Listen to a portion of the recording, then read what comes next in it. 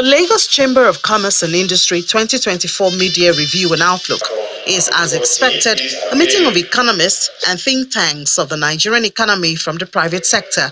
Nigeria has gone from 3.3 to 3.1.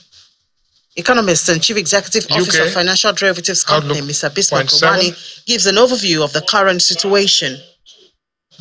Fuel subsidies is work in progress, being reduced, but there are still subsidies in the system, and more coming in through import waivers and all of that. The government introduced more aggressive in its tax collection and tax rendition policy. The minimum wage is a hot potato. Nigeria's debt burden, in terms of debt, total, the liabilities have increased. The assets which has been deployed, the use of proceeds is still in question. Domestic debt has skyrocketed, but not only that. In the last 3, 4, 5 years, the people have subsidized the government because treasury bill rates were 2-3%, while the inflation rate was 24-25 at that time.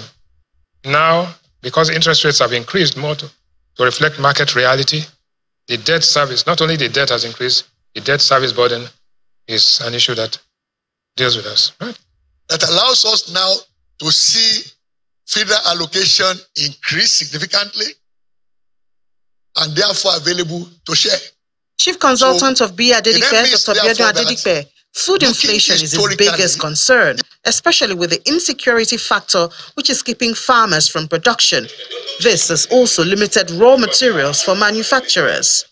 When food inflation now starts to affect daily living, then we are at the very edge of crisis that can become a repeat of May 1989. If we are going to transform manufacturing, let's just aim over the next 30 years to do 10% of what China did in infrastructure. Why 10%?